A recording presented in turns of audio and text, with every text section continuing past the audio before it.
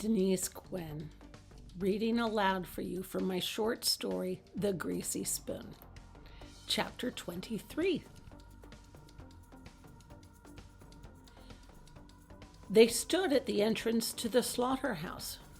To their left were a series of chutes and rails and metal bars and ramps and an unloading dock wide enough to accommodate a truck backing into it and loaded down with a shipment of hogs. The dock door was wide open, giving them a tempting view of the sunny day outside, but Nick knew better than to think they could hightail it down those ramps and chutes and escape to freedom, although he did wonder.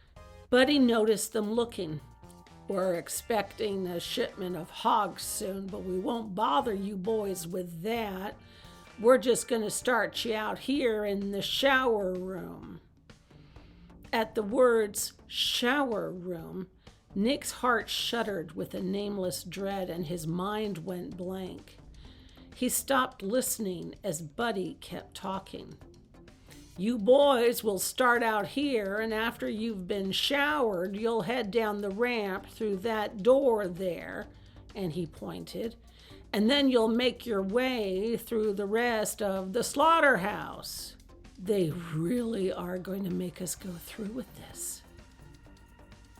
Nick was so focused on his thoughts, he didn't notice that Ed stood up straight and tall, his hands hanging loosely by his sides.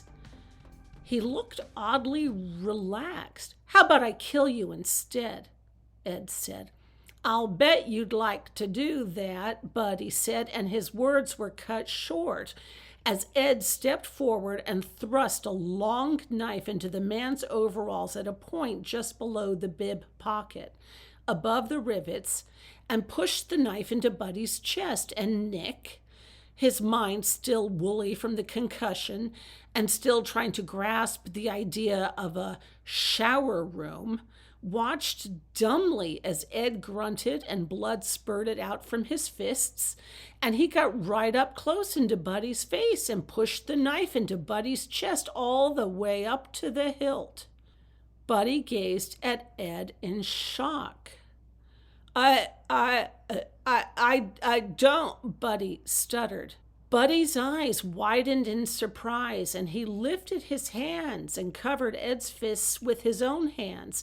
And as he did so, the rifle resting loosely in the crook of his elbow clattered to the concrete floor, and he paid it no mind.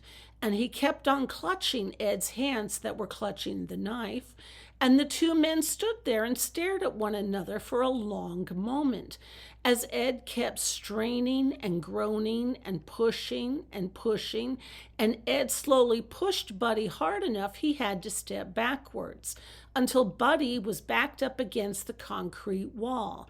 And yet Ed still kept pushing and grunting and straining, and Buddy kept on staring at Ed, and then, slowly, poppy-like flowers of blood blossomed onto the overalls, and still he stood there, gazing at Ed.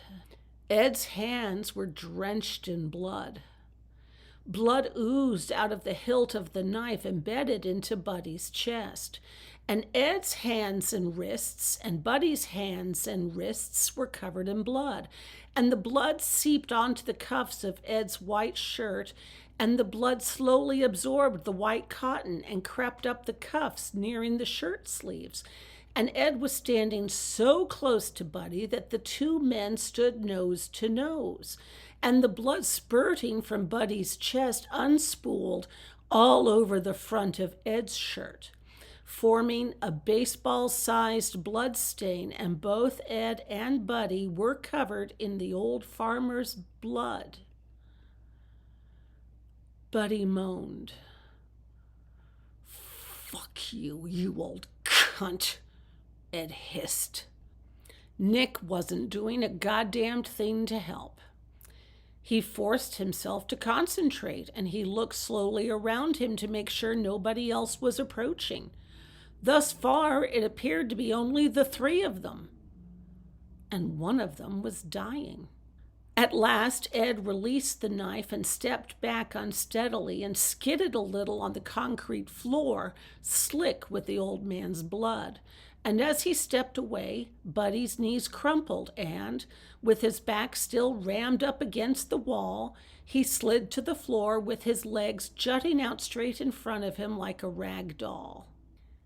Ed lifted his left foot and kicked Buddy in the belly, and Buddy made a strange gargling sound as his head lolled forward, and then he crumpled down over himself and was still.